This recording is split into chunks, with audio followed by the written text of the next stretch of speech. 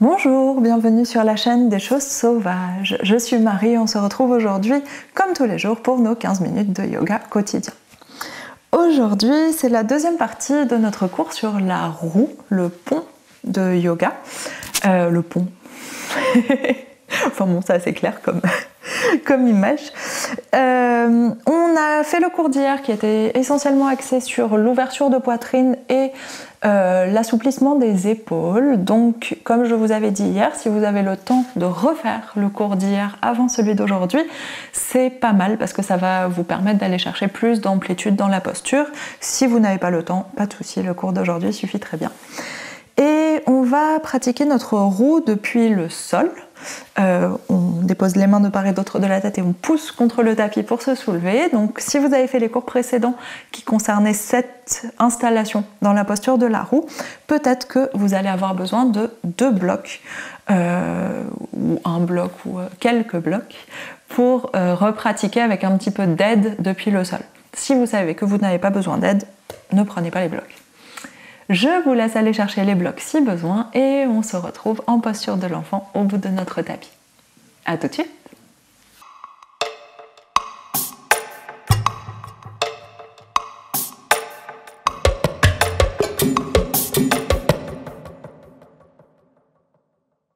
On est installé dans notre posture de l'enfant, les fesses sur les talons, genoux serrés, gros orteils ensemble. On inspire pour s'étirer loin vers l'avant. Et expire, relâche tout le poids du corps vers le sol. Relâchez le poids de la tête, poids des bras, poids des épaules. Et on respire tranquillement ici.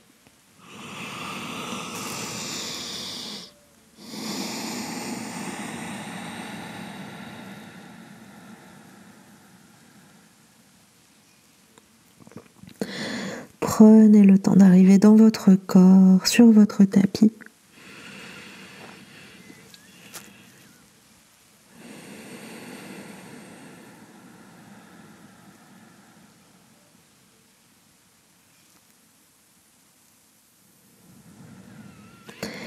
Et observez comment vous vous sentez dans votre corps, votre tête, dans vos émotions.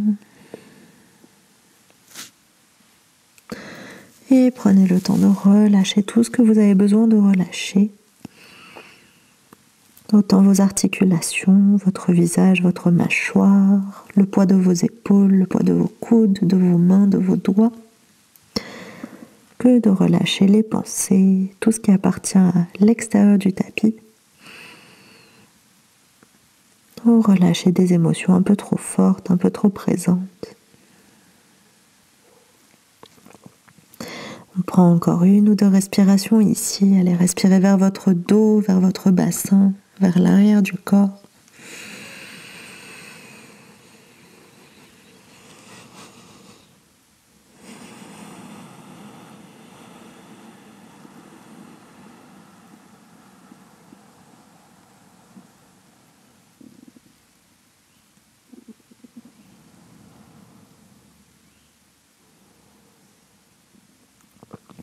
Et sur votre inspiration suivante, on soulève le bassin. On s'installe à 4 pattes. Expire, on vient tout de suite dans notre posture du chiot, le bassin au-dessus des genoux, les bras tendus vers l'avant et la poitrine qui presse vers le sol. On relâche le poids de la tête, soit le front, soit le menton arrive sur le tapis, ou la tête reste suspendue en l'air. Dans tous les cas, les bras restent bien tendus. On met le poids vers les épaules, vers le haut de la poitrine, de la cage thoracique. On va chercher l'ouverture.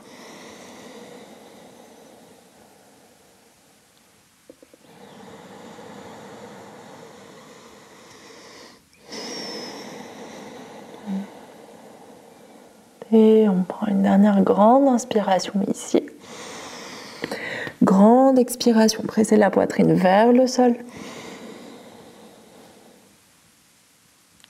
Et inspire, on soulève la poitrine. On remet le poids vers les mains. On vient à quatre pattes et ici flexe les pieds, on s'installe en chien tête en bas, deux genoux pliés pour commencer, le ventre va chercher les cuisses et la tête se relâche. On allonge dans le dos, dans la colonne, repoussez le poids du corps avec les épaules, enfoncez les doigts dans le tapis et on vient pédaler un talon puis l'autre vers le sol. Prenez le temps d'allonger l'arrière des jambes, cherchez tout l'espace dont vous avez besoin, dont vos muscles ont besoin, vos articulations ont besoin. Prenez votre temps en pédalant. Continuez à presser les épaules en direction des pieds et à allonger la colonne. Et si c'est disponible, on vient allonger les deux jambes. Envoyez les deux talons vers le sol ou gardez un petit plié dans les deux genoux. Encore quelques respirations ici.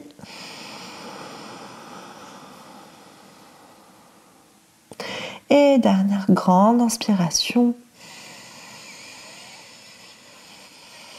Grande expiration. Et inspire, on dépose les genoux au sol. Et dépose les avant-bras au sol. On va se placer cette fois dans la posture du dauphin, que je suis sûre que vous adorez.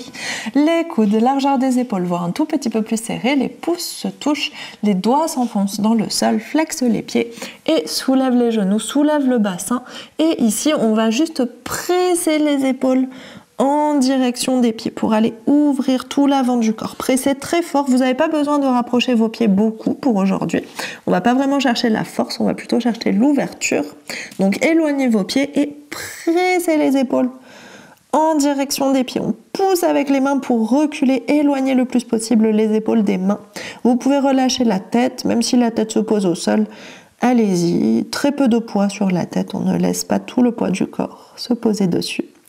Et on presse encore pour quelques respirations. Vous devez le sentir intensément autour de vos épaules, autour de vos aisselles, dans le haut de la poitrine.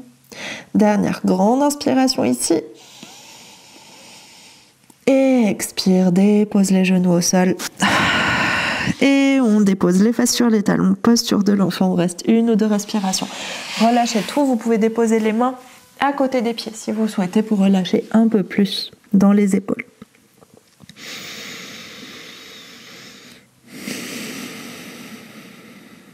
Et sur votre inspiration suivante, les fesses restent sur les talons. On déroule la colonne. C'était notre échauffement, notre engagement sommaire des épaules. Si vos épaules ne sont pas encore chaudes, on vient faire quelques ouvertures et fermetures. Donc allez-y, faites ça en priorité. Si jamais vous sentez que ça n'a pas assez travaillé dans vos épaules, au lieu de faire l'exercice qu'on va faire maintenant, c'est mieux d'avoir les épaules ouvertes, donc faites des dos creux, dos rond, plutôt que d'étirer les cuisses, parce qu'aujourd'hui on va peu mettre l'accent sur les cuisses, mais on va les échauffer légèrement au cas où. Donc on dépose le pied gauche devant nous, je rappelle, faites les dos creux, dos rond d'épaule, si jamais vous ne sentez pas assez que vos épaules ont chauffé, ont travaillé. Et on reste dans notre fente basse, le bassin descend, et on va chercher l'étirement à l'avant de la cuisse droite. Prenez des grandes respirations. Et si vous sentez peu l'étirement dans la cuisse droite, on peut plier la jambe et aller chercher le pied pour étirer un peu plus. Peut-être ouvrir le genou gauche vers l'extérieur, aller chercher un lézard plus qu'une fente pour aller chercher l'ouverture, l'étirement dans le ventre, à l'avant de la hanche, dans la cuisse.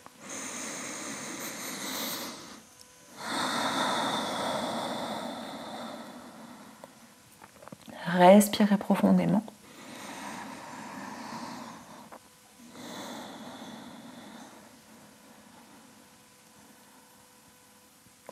Et tout doucement, on vient relâcher notre pied si on l'a dans la main et repousser le bassin vers l'arrière.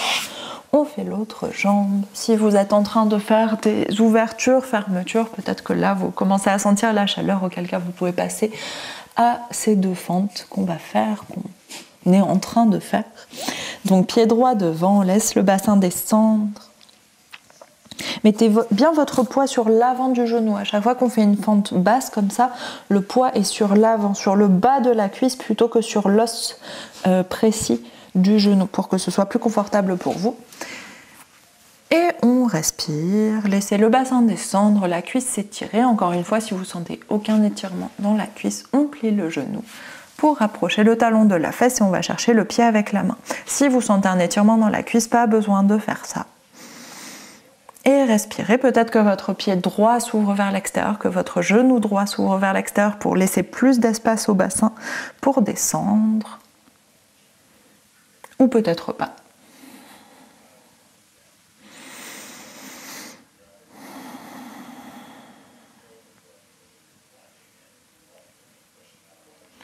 On prend encore quelques respirations dans cette position. Peut-être rapprocher le talon de la fesse.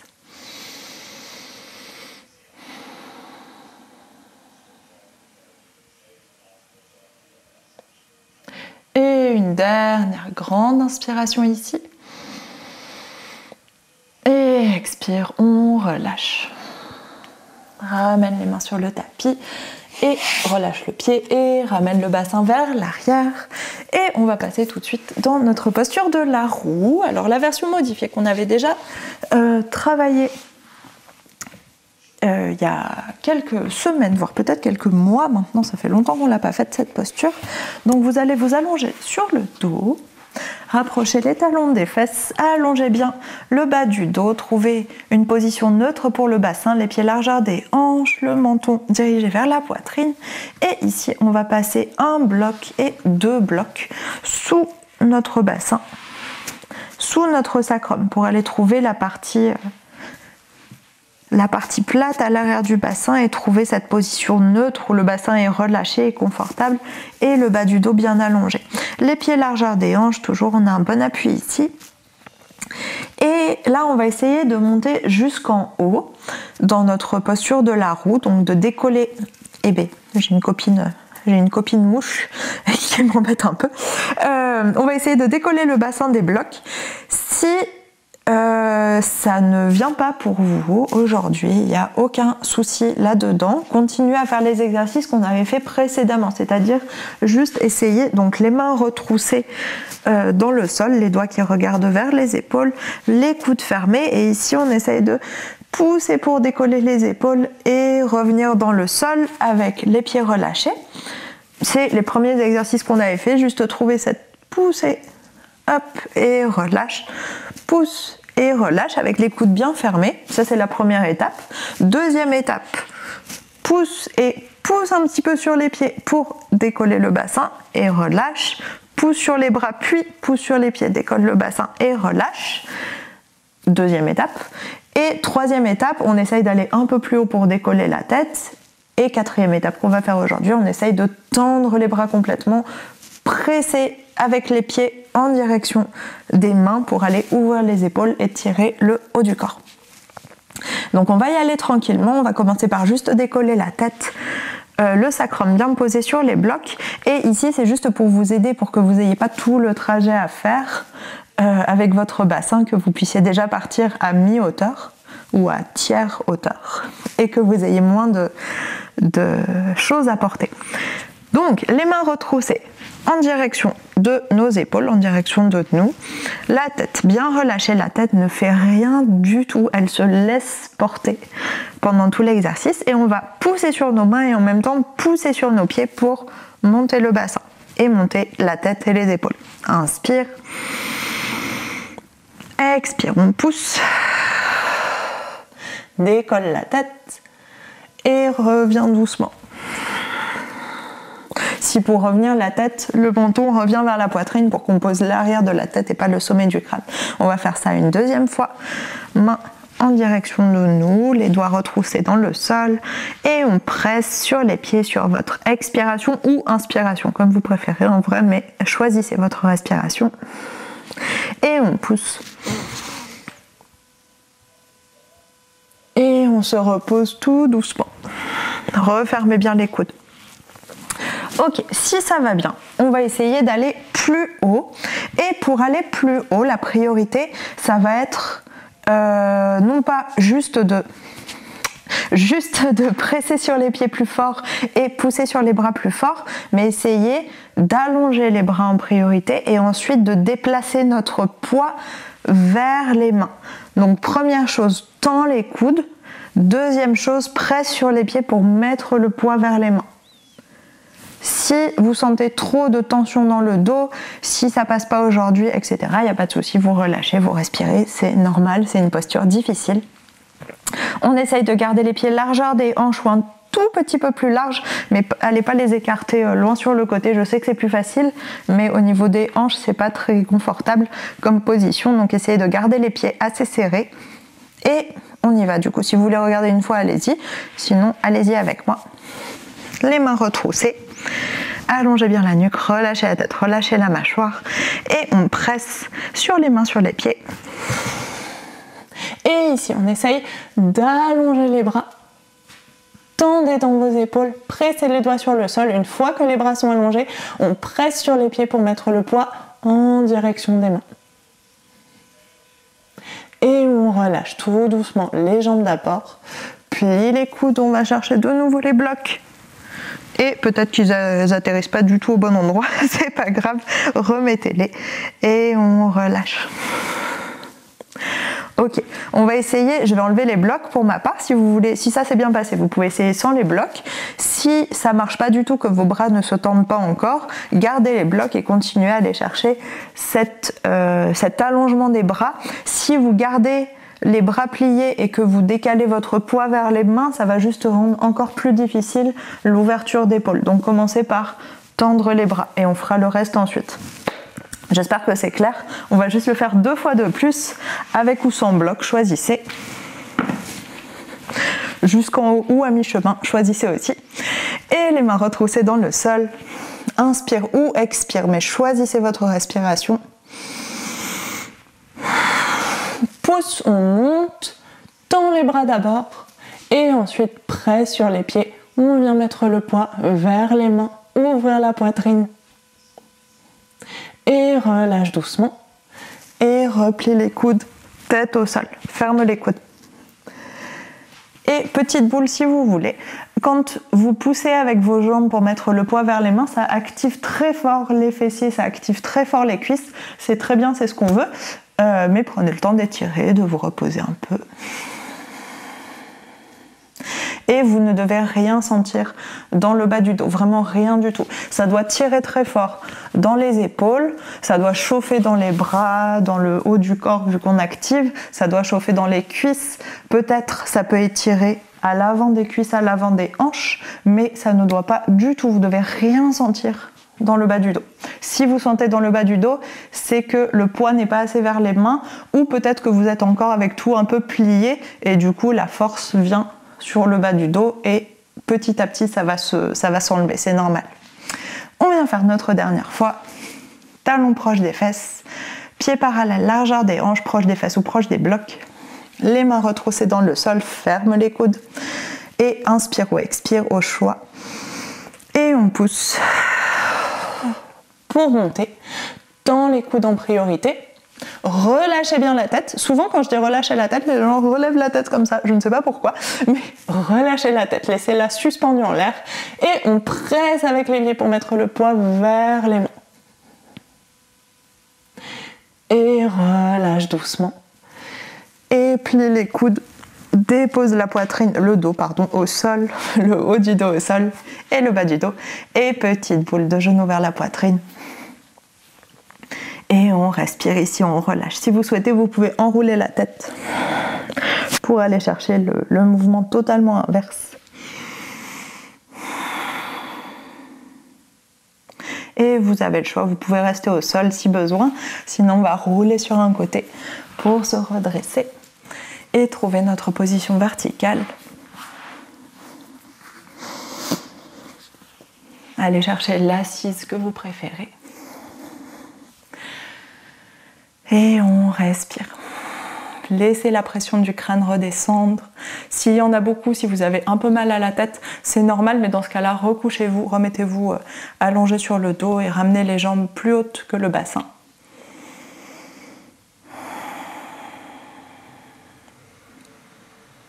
Et laissez la respiration circuler à l'intérieur du corps.